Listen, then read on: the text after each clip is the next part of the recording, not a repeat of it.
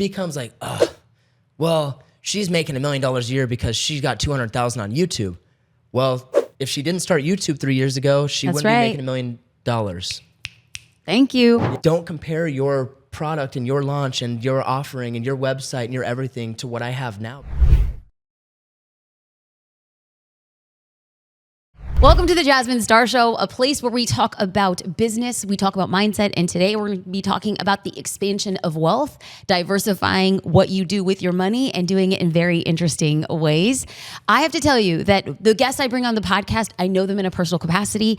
I was sitting in Beverly Hills, and it was a mastermind, and I had given a presentation, and in the back of the room, I casually meet this kind of young guy, and I think, oh, like maybe he's like what does this guy do? I talked to him for like 30 seconds before he hits the stage, and I'm like, whoa. I put a chair in the back of the room, and I'm like, I need to listen to this guy talk.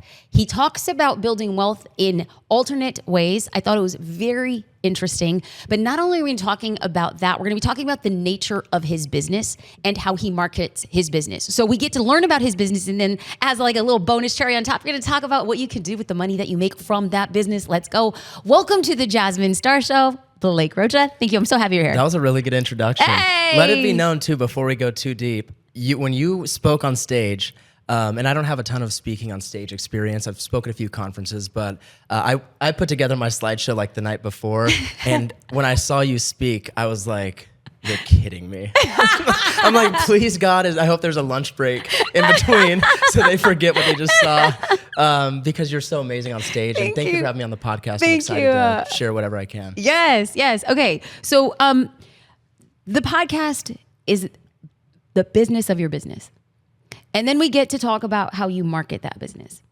But normally, I save the origin story for the middle of it, because most podcasts are like, so tell me your origin story. Yeah, and I just think that that's pretty yawn. I'm going to say, though, that you became a millionaire in your early 20s, and then you bought a hotel when you were very old at 26 years old.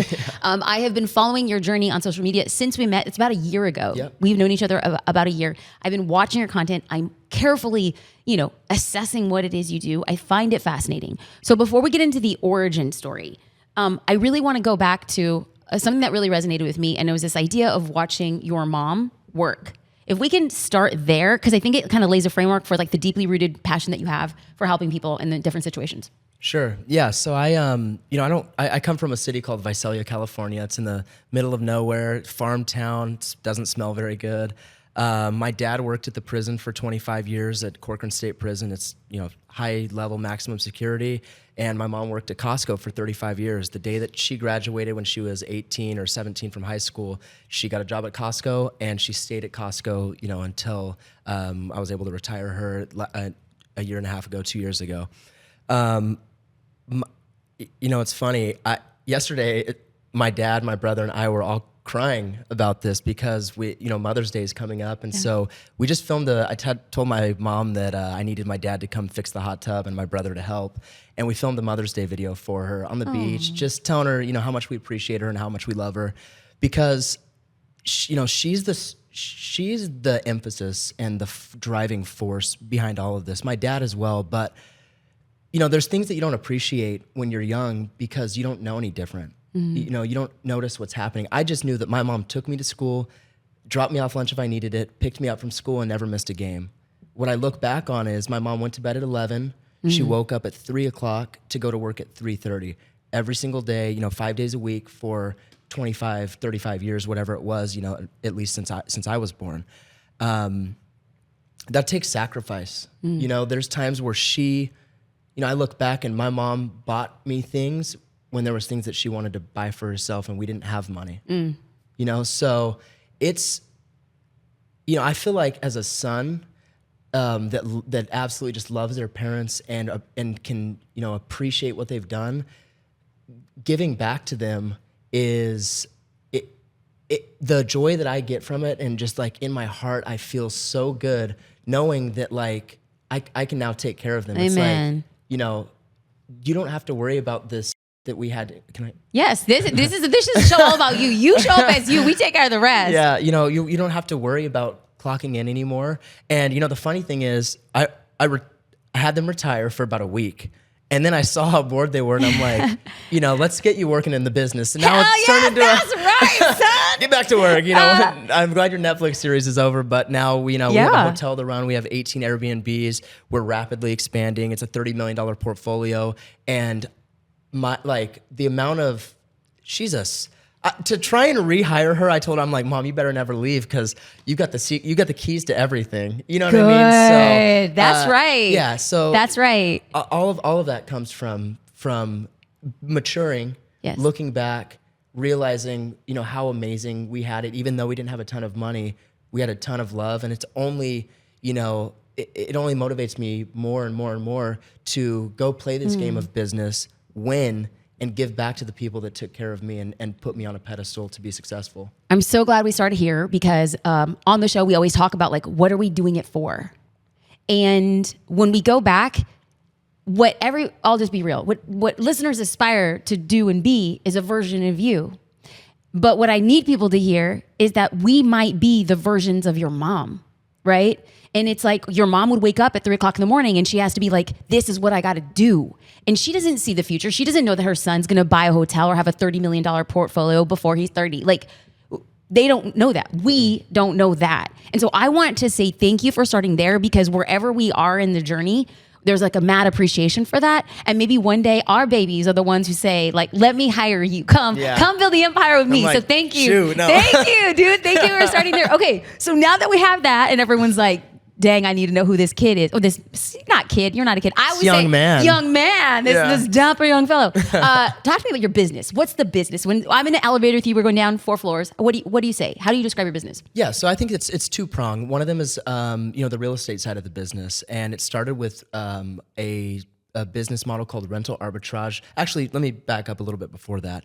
So I had started some pretty successful online businesses during COVID. They were two of the largest online investing communities in the world, hundreds of thousands of members, and people just sharing back and forth their thoughts on investments, trading, real estate, crypto, whatever it was. I just gave them a platform and made quite a bit of money doing that. And then I began investing in real estate. I was still living at my mom's house and in a room much smaller than this. And I owned 20 properties. I just started, I was like, I have this opportunity where, before COVID, got laid off, had to move back in with my parents, was living in a 2-bedroom with 6 people, and my only option was to move back home. And thank God, another blessing. They were like, come back home. It's so funny. All these people, online want to grief you and give you a hard time about, leaving your hometown's a superpower. Okay, it is, but also going back home and being able to save some money. Yes, it is. And not throwing it all away because I was making millions of dollars. From zero to millions of dollars very, very quickly. Okay, so I want to pause here because we have a tendency, Brene Brown calls it gold-plated grit. We look back at something that was really hard and we're like, okay, well, we did this one thing and then we move on. I'm like, whoa. I want to know, so you get laid off, you move back home, you're going to reclaim the story and say moving back home is a superpower. Mm-hmm. You start building a community, you get liquid cash, and instead of doing what a lot of people might do, spend that liquid cash and be like, I'm living the high life. To Miami. And go to Miami, baby. Which you now say now, but let's pause there. I don't want to get to the end of the story quite yet. So you're there and you decide to do something different, which is I'm going to take this cash and I'm going to do... I'm going to invest into assets that produce passive income. Amen. Because at the end of the day, creators, I know if you're watching this or listening to this, understand this, you have a lifespan of about 2 years on average, maybe even less. I like to compare it to being a rapper with a one-hit wonder or a number 1 draft pick that has 2 ACL surgeries. You don't know when nobody's going to engage with your content anymore. That's right. And so to add into the story a little bit, the way that I was able to grow these communities is I began posting on TikTok. One video, never showed my face, and I woke up to 800,000 views, and that's what's infinitely scaled this business at a time where trading and investing was kind of just getting popular a little bit, but I was just a little bit before that. So okay. My best skill set is not real estate. My best skill set is not trading. My best skill set is I think that I'm one of the best organic marketers in the world. Yeah. And I wholeheartedly believe it. I know how to tell a story. I know how to sell. I know how to do all of that. And I just continue to, hone in on my craft. But for 2.5 years, I didn't tell anybody who I was online. I was this online moniker, Mr. 428. I was teaching people about investing. I was teaching people about a little bit of real estate. And I didn't want anybody to know that at the time I was this 23, 24-year-old kid that they, in their mind, have some picture of Tony Soprano. I don't want to like over glaze the fact that you built a strong online following not using your physical appearance. Just my voice. And so for anybody who has excuses, what you use as an excuse, people like Blake are using it as a reason. So I just want to pause there and like have totally. like the sanctity of that. Okay. It's great. And there's pros and cons to those things. Right. You see all the anonymous accounts on Twitter. And at some point, if you do get into like the coaching and that, that side of the industry and business, the anonymity stuff has to go away because they have to know who they're talking to. And, Good. and I'm glad you buying spoke to from. that. Absolutely. But at the time, the anonymous person who's really good at investing and trading was like, we'd put in the bat signal out and they're like, who is he? Yes. So it was okay. it added to the lore. Okay. So I started with Section 8 real estate, met a good friend of mine who we still work together on a lot of projects, and he was a Section 8 real estate investor. Low-income housing, government subsidized, and I didn't know anything about real estate, but I needed to get in because I didn't see another way out in terms of acquiring assets. I'm just learning about taxes, and it's hard. The learning curve that I went through from 23 to like 25 was unbelievable. Steep. It was like straight up. Because the first two questions you start asking when you make quite a bit of money is, do I really have to pay 55% of my money to the U.S. government? Oh, yes, son. Welcome to that reality. And because before it was like my mom's doing TurboTax. Right. I'm like, $40, I got a kickback. Yes. Go buy some beers. And so like now it was, how much money do I owe to the government? And how much income do I have coming in if this business goes away, if my Instagram gets banned, if my social media gets shut down? And so when I got into the real estate side of things, I just went feet first. I used a mentor, and I still lean on mentors consistently. Ooh, amen. But what's interesting is I don't pay for mentors, which is interesting. I know a lot of people, especially people that are in the education industry, and I'm going to put you on blast. They're always like, I paid $180,000 for my mentor last year. Because they're trying to get you to pay for something that they're selling most of the time. But, and there's nothing wrong with paying for mentors. I just like the idea of being scrappy. And so my version of being scrappy is you can create a circle of advisors around you when you have a unique skill set that you can offer to them and exchange value and build a real relationship. Yep. So then all of a sudden, you don't have this board of people that you guys all meet at the same time. But I know that if I wanted to buy a business, I could call Cody. Yes. If I knew that if I wanted to build a tiny short-term rental property, which I had never done, a yurt or something, I'd call my buddy Rob. And so you just start having these people that you kind of acquire But then equal proportions, they know that if they wanted to reach out for a skill set you have. Absolutely. Okay, got it. So you need to have that skill set. You need to identify what it is pretty early.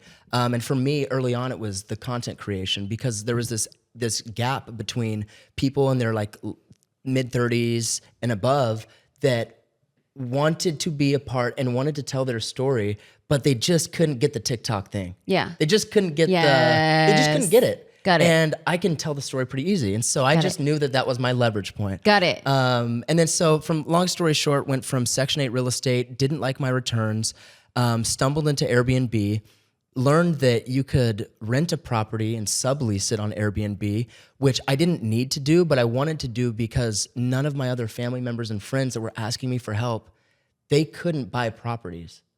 So this was like, okay, I'm going to learn this skill, and then I'm going to get a bunch of these properties to prove that it works.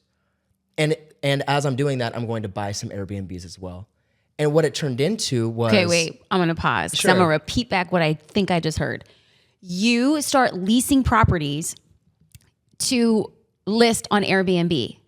Sure, yeah. So you would find a property that's on Zillow for rent, maybe in this neighborhood. Okay. You'd approach the landlord. You say, hey, there's a professional pitch involved. And, there's a lot of scripts that we follow now with emails and VAs and things like that. But essentially, you're trying to get their written and legal agreement to allow you to sublease their property as a short-term or a mid-term rental. So it's no different than if you've ever rented a property before. You just need their permission to sublease the property. So if the rent is $3,000 a month and you can charge $450 a night and rent it out for 21 days, that's like $9,000. You can arbitrage that difference, the profit margin between the $9,000, your expenses, and your lease is money you can take home. So we have students, and this is just like is just blowing my mind. It's trip. Music. This is why when I started following your content and learning that was your business model and how you were structuring it, I'm like, I have to talk to him about the business of the business. And to me, this is fascinating. And I want to pause here and just like highlight that you said there were people in your family who wanted to do this, and you said, I think I can do this. I'm going to prove that it works. And in the process of you proving that it works, you started creating content around that. Right, because I mean, the truth is, I didn't need to have rental arbitrage properties. At some level, all I needed to do was acquire real estate, deduct it from my taxes using a cost segregation study, and basically kill 4 birds with one stone. Yes. Eliminate my taxes, get a cash flowing asset, and build this Airbnb business. And I was still teaching investing at the time. Then I was just kind of falling out of love, as you do every 2 years as a 20 something. Yeah, 20 something guys, like commitment. I'm like in stocks. I'm like, so 2022. So I just started, I had a really strong personal brand. And that's one of the big differences that I see with people that can kind of move laterally in this space is I focused on building a personal brand and not just like a brand around my business so that people can follow whatever I'm interested in. That's right. There was a time where I was interested in buying a laundromat, knew nothing about it, was just doing due diligence and sharing my journey. And I had about 1,000 people asking, hey, like, how do I buy a laundromat? I'm like, I still don't know. But I did know this Airbnb stuff before I began teaching it and already had a multi-million-dollar portfolio. I just shared the journey late as opposed to early. And I was like, hey, guys, I know that I'm always talking about investing, and this is a big part of my investing life that I haven't shared. I'm making, a couple $1,000s every day, or every other day on Airbnb and on VRBO, and you don't need to own the properties. I own a few, but you don't need to. Nuclear. I'm talking like within, I immediately knew with thousands and thousands of people reaching out that there is a demand for people that wanted to know this. And there wasn't a lot of people talking about it at the time. There was like 2 or 3 people. So then I began the transition of education and really going all in on short-term rentals, the business side of it and the education side. Okay. So at this point in time, when we're talking about the business of your business, you have 2 arms. You have the Airbnb rentals, that property portfolio, and you have the education of it. Mm-hmm. Can you describe the education process of like, how did it get started? What did it look like? And then what does it look like now? The good news is I had created like 3 shitty courses before this in like the investing space.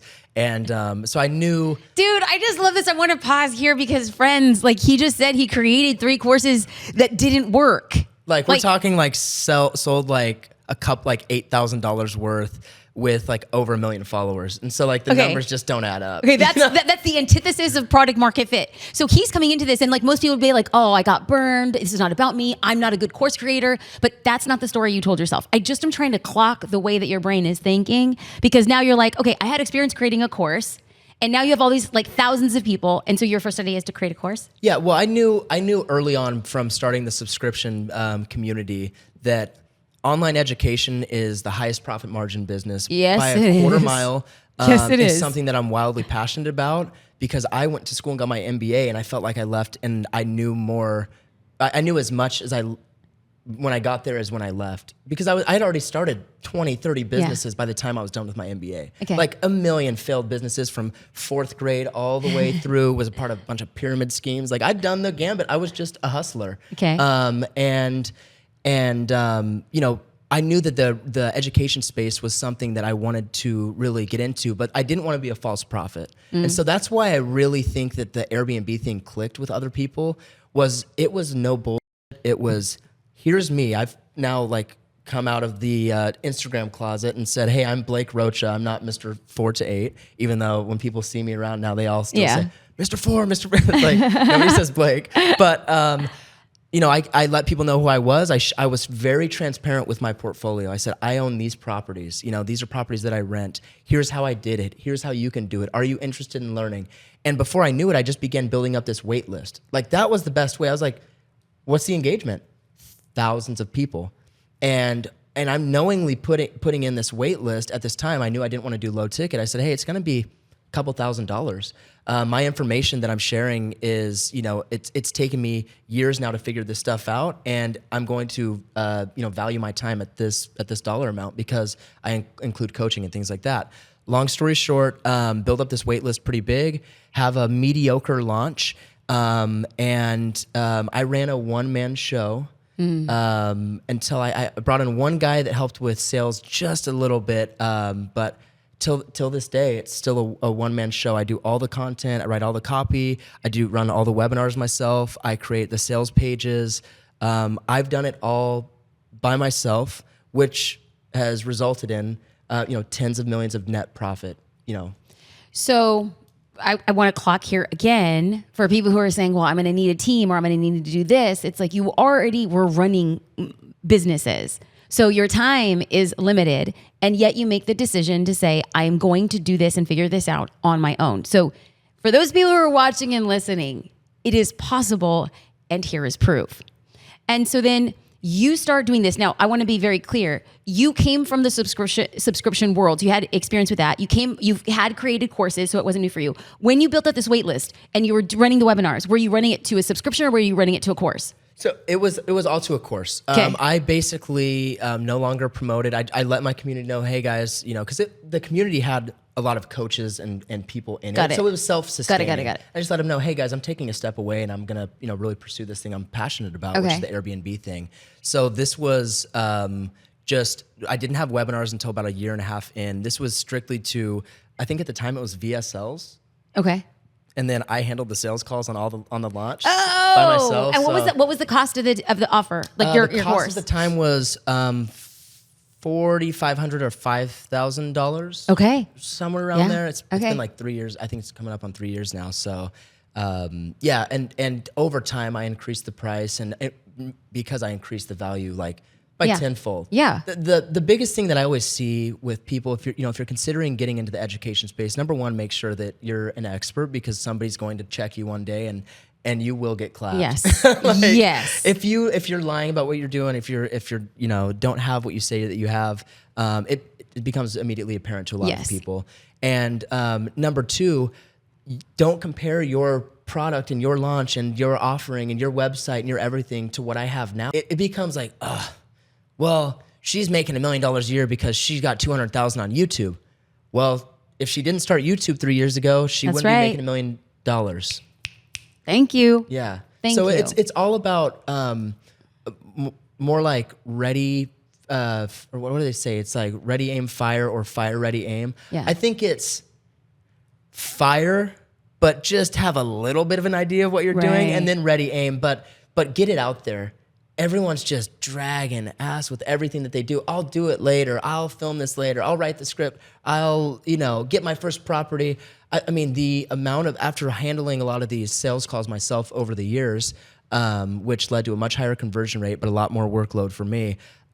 The amount of, times that I've just heard excuses about why somebody can't get started, as opposed to reasons why people are like, let's talk here. What are the top 3 reasons that people don't get started that you've heard? Because you were in the dirt. My wife. My wife, number one, is a lot. I hear that all the time. Oh, yeah, my wife kind of handles the money side, and so I don't know what she would think. And we've got our 401ks tied up, and it's typically if you have a partner not making the decision on behalf of them, which I understand, but it's also at some level. And I'm not the best at relationships either, but it seems like people in marriages and relationships should have already talked through what their goals were with finances and what risks they wanted to take, because a lot of times it seems like the two parties are on two different pages. One's more conservative and one wants to take the risk. And most of the time they're at a place where they're on the hamster wheel. Yeah. So so that's number one, partner. Number one. Number two would be I just don't have the money. I'm seeing more and more people right now that are just in so much credit card debt and so just in such a crappy place, and it's difficult. The only answer that I have to them, and I just try and lead. I'm not like, hey, you're not a good fit for this program, like in a mean way. But the truth is, they're not. Right. Because it takes money to make money, not just with my program, but with getting started in real estate. Right. You know, we're getting into real estate. It takes money. Don't assume that this is going to be some wholesaling or some, co-hosting thing. It takes a little bit of money. So I was just trying to point them in the direction of some of my favorite, creators like Robert Croak, who talk a lot about budgeting and like taking control of your financial situation, like doing a budget, getting your shit together, automating your investments, like taking these baby steps. So spouse, I don't have enough money, and I don't know anything about real estate. And I'm like, hello, I'm going to teach you everything about real estate. Everybody comes, 90% of people come with no background in real estate, and you don't need it. I had none when I got started. I found a mentor. They literally held my hand. And so that's how I've tried to imitate my program is let me handhold you with my team through this process. So by the end of it, you can go do it by yourself. So if you're listening and you fall into any one of the categories, my partner, I don't have money, which means you just need to first set a budget. And then third is I don't know how. What we're finding here are the three common patterns that you might not be ready to up level or that somebody's not ready to up level in your business. So when we think about this from a marketing perspective, you're putting out content that first addresses, like before we hop on a call, make sure that you're having a conversation with your partner. Make sure your spouse is on the call. Yeah, hey, that's a good thing. Yeah. You know, you're talking with a closer to be like, not a conversation. Yeah, Have the partner on the call. Like, let's get to the decision now. And then also, making sure that you're financially ready. And then lastly, it's like stop using excuses of not knowing how when we have this thing called Google. Okay, I want to talk a little bit about how you've created content and you've used it as a backbone. And I want to specifically drill down on a lot of conversations hovering around whether or not TikTok will be banned, whether or not it will change ownership, and then people complaining. There's two sides of the party. Well, it's an infringement on U.S. government, like, you know what that means. And then also, there are small business owners who are saying, wait, I built my business on TikTok. And if TikTok goes away, that directly impacts my business. And then recently I had seen that somebody stole or took down your Instagram account. Yeah.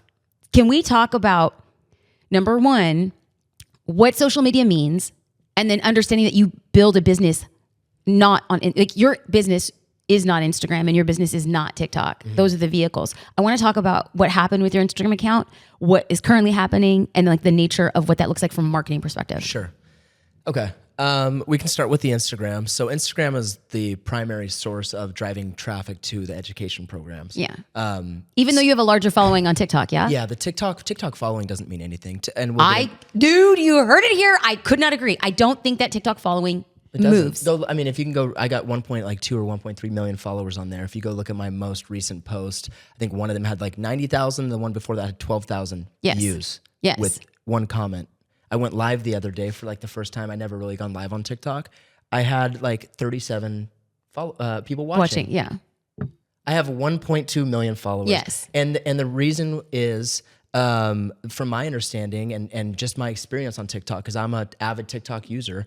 Practitioner. I love it. That's right. I'm addicted. I'd never, not one time in the history of being on this app for 4 years, have clicked my following and went and watched my videos of the people I follow. No. I just go on there and I watch the For You page. Exactly. And I engage with stuff that I like, so hopefully it brings it back to me in the right. future. So that's why I've always looked, and I knew this from the jump. I figured this out very, very early, which was this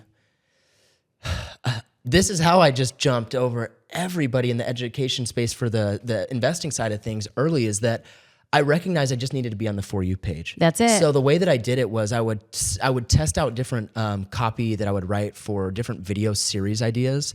And when one of them would click or one of them would hit, and that would go from like average views or 8,000 views, and then one gets like 1.2 million, I would turn that into a video series because I knew that people were going to engage with it and want to see part two. So I'd always end them with like so part two. Smart. Yeah, and it worked. It does work. And then I like, it was like peaks and troughs and like bringing on new customers in the business for the subscription side, but the peaks were high Yes. and the troughs Yeah. were low. Yeah. but it didn't matter because it would be like, we went from 20,000 MRR to like 75,000 in Yep. a night. In a night. Yep. You know, and that's monthly recurring revenue. So my thoughts on TikTok are, you know, followers don't matter. I haven't engaged with, believe it or not, I don't know anything about TikTok being banned. I don't watch any news stuff. It doesn't matter to me. Like, it really doesn't matter to me. I built my original business on that. I don't lean on it anymore. Amen. I understand how powerful Instagram, YouTube, podcasts, books, like there's other mediums. My email list is probably 580,000 people. I have over 250,000 text message like numbers that I can use.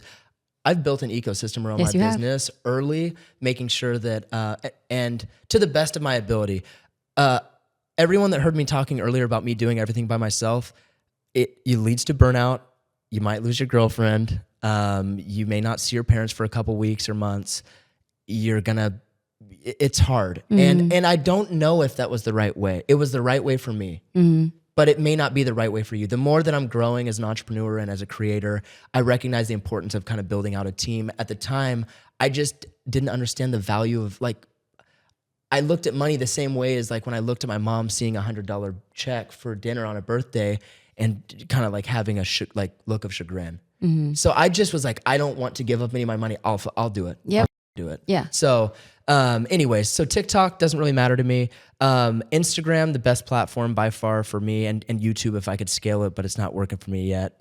That's right. And, that's right. When I got banned on Instagram, Well, tell the story though. I mean, come on, we have to spill a tea. So because I saw it go down, and I saw it, and I was like, oh snap. Yeah. I mean, I think that I haven't really seen anybody airing out the dirty side of the Instagram business. You want to do that now? Let's do it. Let's go. spill the tea.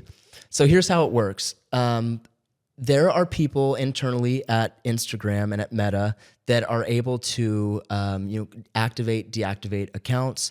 There are people overseas and in the States as well that can take down your accounts by reporting you as appearing to be somebody that you're not, or as, I can't remember the exact word, like imitating somebody. And so they'll make 1 million fake accounts of myself, go report me, and take me down because somebody paid them $4,000 or $5,000 to do that. Why would somebody do that? Well, even though I don't really look at this as a competition in the space of other people having education programs, people do. And they're dirty and they make a lot of money, and anything to take you off, they'll do.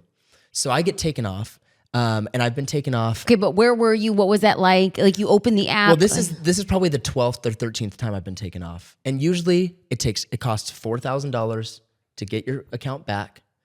The problem is when the wormhole is open and this whole network of dirtbags know that your account has been taken down and that you will pay $4,000 to take it back, they can take you down again and come back to your rescue, and you have to pay because it's your business. So there's that whole black market that Meta and Instagram, if you're watching, you guys need to handle, because it's a joke and people are making millions and millions of dollars running this scheme, taking people like myself down and then having me go pay to get it back. So this time though, I got taken down, and usually I can pay $4,000, get it right back up. This time I couldn't. This time I had to shop around for about 3 weeks, cost me a lot of money. And I found a kid, Jameson, who was now become a friend because he got me back. He had connections very high up at Meta. He said, somebody paid $12,000 to take you down. He's like, I know who it is. I was able to find it because I was able to find the Meta rep that they worked with, and I threatened his job. And he told me who the person was that paid him. So I know who the guy is. And we're still trying to decide if we're going to handle it legally or not. But he's somebody in the Airbnb space, a dirtbag, somebody who I used to consider a friend. And who would have thought? So it took me a month and a half to get my Instagram account back. It was the biggest blessing and biggest blessing in disguise ever, because I had a month and a half of just relying on my real estate income and nothing else. But it was the first time I hadn't been thinking about or making content all day, every day for the last 4 years, for a month and a half. So I got back in shape. I was focused. I was going to the beach. I was meditating. I was doing a lot of things that like a vacation almost. But for you. yeah, so it was good. But so now you guys want the final bit of the tea so that you can get around this and not get taken down again. My profile picture is gone, and it's for a reason. They can't report you for imitating if you don't have a profile photo up. So unfortunately, I have no profile photo, so you don't get to see this beautiful action going on. But I haven't gotten taken down yet. So what a dirty industry, right? Okay, so I actually think it's really important though, because it goes back and proves that social media cannot be your business. You had built the business of a business. You have a diversified marketing ecosystem so that you're like, fine, you could take out one of the largest pushers in my business, but I got an email list. I got text message. I got other things. And so when we think about that, now take me on this journey because it has been a little bit on the newer side of buying this hotel. Yeah, so sure. because you've been able to build a business and not just be a content creator, right? You have a business, yeah. And that has empowered you to have enough liquid cash to buy something really significant. I want to use that as a benchmark for entrepreneurs with us understanding, because I feel like it took me like way too long to learn this, is like I used to be a server all throughout college. So I had cash. I had stacks of cash. I was like, I can do my thing. And I feel like when you become an entrepreneur, you get money and then you're like, okay, well, this is just funding my lifestyle, instead of being like, no. But there's a difference between being rich and wealthy. And that took me a really long time to learn. And so I feel like you learned it much earlier. Like, I'm here to build wealth. And so I want to talk about what it means for you now as you look at investing in properties and then this venture into buying a hotel. Yeah. So before I bought the hotel wasn't, I had never sought out to buy a hotel, but I bought a hotel. Now, it's not a Hilton. It's not a hotel like a lot of people are thinking. I bought a boutique hotel in the Catskills in upstate New York. It was a little under $2 million, or it was listed about $2 million. And I bought properties, for perspective, I bought properties that are much bigger than that in size and in, price tag. Yeah. So I did buy a hotel. It's cool. It's the first time having like staff and having a full restaurant. It was just like a cool thing. And I completely manifested this. So I was already making about $100,000 to $105,000 a month on average in profit from my Airbnb business. So I have quite a bit of cash flow coming in from that business, and I need to reinvest it into getting more properties. Yes. I had this dream, no bullshit, because I'm the biggest believer in energy and manifestation. And I had this dream that I owned property in this place called the Catskills. I've never been to the Catskills. Shut up. I didn't know anything about it. I'd only been to New York City, like when I'd been to New York. And so I tweeted it. I tweeted a picture of this cool little cabin that I Googled, like Catskills cabin. And I tweeted, I have this vision that I'm going to own an amazing property in the Catskills in 2020, by the end of this year. And I tweeted it. Didn't think anything of it. I like putting shit out in the universe. The next morning I wake up to an Instagram DM from a follower that's like, hey, here's this pamphlet. My realtor gave it to me. It's a really unique place. This place used to be a chicken coop that they turned into a boutique hotel, full service restaurant, pond on the property, acres and acres of land. It's amazing. The price tag seems relatively low. It's making great money. And they have to sell it because one of the co-founders, the co-owners, he passed away recently. So they just need to liquidate, and they needed to sell, and his wife, and this whole backstory. I go, no, I like look up. I'm like, God, like if you're real, help me buy this hotel. No, I'm just joking. I just knew. I knew right then and there. I flew out that week. Okay. I flew out to that hotel, met with the owner. We became like, literally hit it off that first second. The first thing he told me was, he kind of started tearing up. He meets me and I'm just with a younger friend too. He's like, holy shit, like, what do you do? Yeah. And we get to talking, we have a drink at the bar, and he just starts like tearing up, and he goes, man, you remind me so much of Heath. And I was like, who's Heath? He's my partner that built this with me that just passed away in this car accident. He's like, I know that Heath would, tell me if he met you that you're the right person to hand the keys to. And I was invested. I didn't care if this thing made a dime. I knew that this is an amazing property. It's pet friendly, and it reminds me of my childhood. So I have this like guy telling me that everything just coming full circle at once, and was able to get it at the price that I wanted. And now it's a cash flowing machine. Now we're adding, we're using it as a wedding venue. See, I saw you and your dad doing work Yeah, on the yeah. venue. So you get in like with your Oh, properties. I go in there, yeah. Okay. My dad does it full time. Like I have him flying around. He doesn't work at the prison anymore. He flies out and works on the properties. But yeah, I get in there a little bit. He's a lot more handy than I am. I'm more like doing the rendering. Well, at least on social, it makes you look like you're out like here hammering. You're like, do we get the shot? All right, I'm done. Bulb, I'm like, cut. No, yeah, I like to spend time at my properties, and I've just been so blessed, like so blessed. I can't describe it any other way. The energy of wanting something so bad and just envisioning it over and over and over again and putting it out there, it just keeps coming back. Like it just keeps coming back to me. So I just keep putting it out there. Okay, so we talked about how you, from your parents' couch, decide you're going to be building a business, and then the iterations from there. But when you look into the future, how is Blake thinking about the future of marketing? Like, what are you doing now and looking in the future and be like, that's the direction I need to go? Or I'm your Latina fairy godmother, with your marketing fairy godmother, and it's like, I have a wand and I put it over your business. What happens? What are you doing? What am I doing as your fairy godmother to bring your idea of what you want to do to life? What is that? I've always, I could see myself stepping into the shoes of somebody like a Gary Vee. Being, I don't like the cameras on me 24/7. I really don't. But I also think that I have a lot of value to offer, and to people of like every age, from young people learning about social media to people that are in their 30s, 40s, 50s that don't know anything about real estate. But I've been able to build this career in real estate as well. And so I don't really know where I fit in. I just know that what I do need to do every single day to keep my sanity and to remain passionate about what I'm doing is chase whatever things are giving me energy. So if it's for a week or two, I'm just on a kick where I'm like, I need to make my videos way better. Who's doing it the best right now? Let me reverse engineer their scripts. Let me break it down. Let me translate this to my stuff. Let me go hire an editor and let's see if we want to do low style edit or high edits. But like I get fixated on things because I wake up and I'm just geeked. I don't need coffee. I don't need caffeine. I don't need alcohol. I don't need drugs. I need something that I'm passionate about to wake up and just say, I'm all in.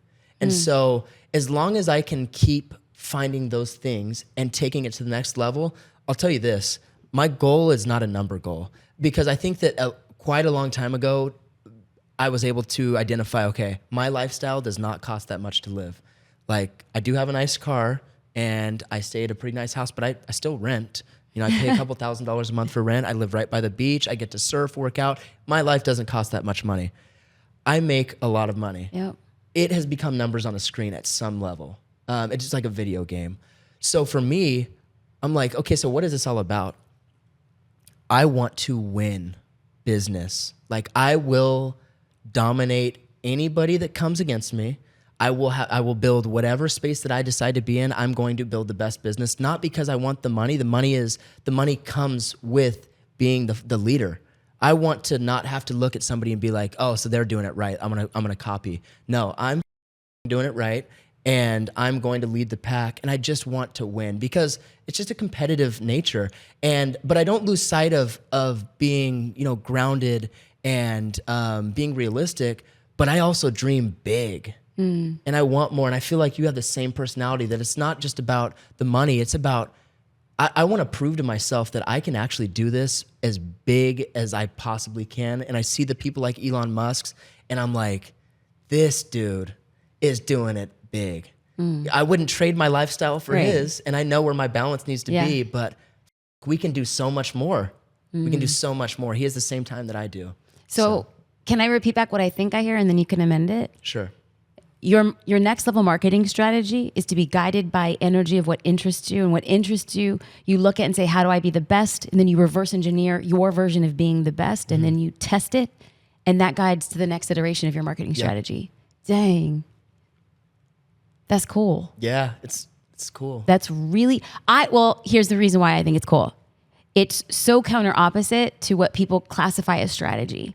Because what you're saying is there's something unquantifiable, and that's what I'm energetically attracted to. And so I really want to pause there and let people know that you're listening and watching to somebody who's incredibly successful.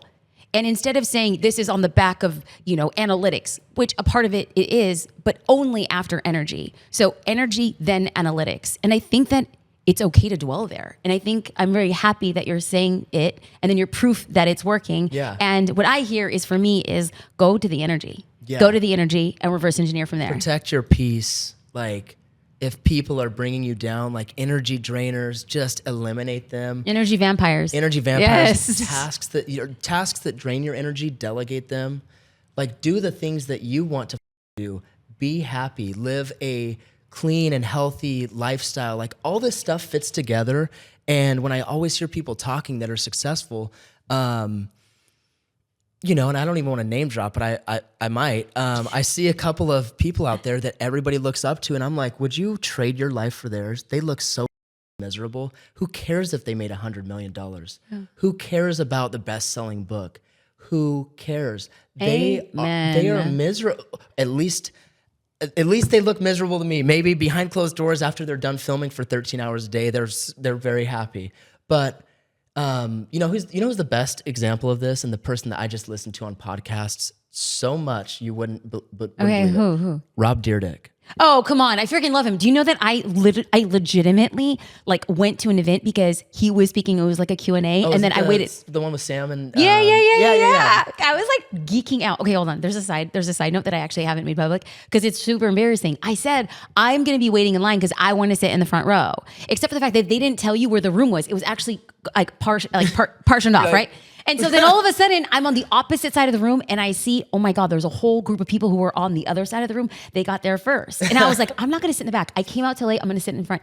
I literally weaseled my way to the second row, and I looked at two people, and there was like this, it was a love seat. It was like sofa for two people. And I was like, I'm so sorry. Can I sit at this? I was like, can you just scoot over a bit? And these two people look at me like, no, she just didn't. I was like, I promise. I sat with my glutes at the edge of that couch being like, I'm here. I don't even care. There's no shame. But yes, the family, the house, the life, the intention, the optimization. The intention. I think the optimization stuff I don't really relate to that much because I like running a little loose, and being able to do something like on a pivot. Okay. Like, if my girlfriend says, hey, look, how nice does a weekend in Big Sur sound? I don't need to go check my optimization calculator to tell me the Big Sur sounds like a great weekend. So, there's some of that stuff too. Another guy that I would love to shout out that I don't hear anybody talking about, he to me has one of the best podcasts ever and the most incredible stories. His name's Matt Steinweed, and his podcast is called 31 Minutes. Very few listeners, not big on YouTube, not big on social media. He is an drug addict. He's died 3 or 4 times, overdosing, and came back to life. Now he's the #1 real estate agent in Australia, and he talks in depth about this energy stuff and how, and when I tell you he's in the best shape of any human you've ever seen, you're looking at him, you'll be like, there's no way you're 50. You look like you're 27. So it all comes back to this message of, energy and protecting your peace and being happy and prioritizing the things that truly matter to you. In an age where people compare themselves so much to others, and they look at me and they say, well, I want that car. I'm going to do all of this for that car. Meanwhile, the cars aren't a priority for me. They don't know that, but they think that that's what they see. So we're in a very weird time, but I just think that the message that people don't share enough is doing what makes you happy and doing something that gives you energy every day. Okay. So, ladies and gentlemen, the reason why I had the conversation with Blake was because I saw that he thought differently and approached marketing in a very different way. And now, y'all know it's not a surprise. I believe in content. I believe that content is a defining marker for any business, and it is your je ne sais quoi. It is your X factor. It's the thing that cannot be quantified. And here we have stories of a person who started at his parents' couch, was able to build enough liquid cash that instead of funding a lifestyle is funding a pathway to wealth.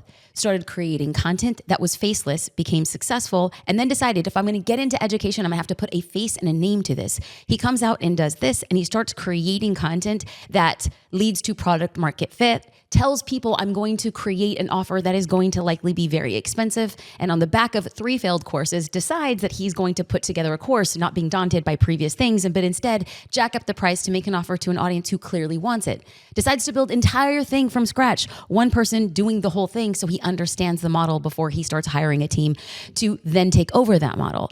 Using the cash infusion from that course business, he gets into continuing to buy properties, lease properties, and teach people openly what that content does. As if that isn't enough, he doesn't believe in just one piece or one platform that is going to guide the marketing. He's looking at diversifying his marketing efforts. So that is a big takeaway. The second biggest takeaway is even if you have something failed in the past, it doesn't mean that you could try the same mechanism to do it again on the back of education and experience. And the third biggest takeaway is to follow what gives you energy in life, not caring about a New York Times bestseller or going viral or millions of followers, but what guides you energetically. And then what you do after you find that energetic is you go and see who else is doing this in a really great way. I'm going to reverse engineer. I'm going to look back and see what did they do to get there. Then you apply it to your business. You put your own je ne sais quoi, your own sabor, your own salsa, your own tapatio, and you make it your own. And then you continue to reiterate the process, prioritizing where you are energetically to build a life and a business you love. That is why I brought Blake to this show. So Blake, if people want to go deeper with you, where are we sending them? Yeah, best place would be my Instagram at Mr428, MrFourtoeight.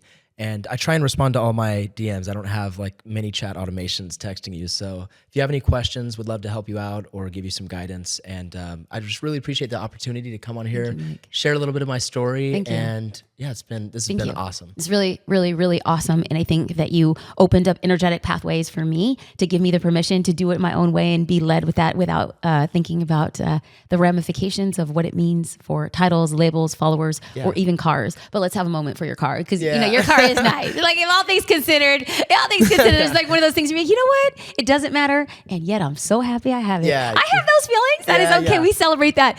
For those who are listening and watching the Jasmine Star Show, it is an honor and privilege to create this for you.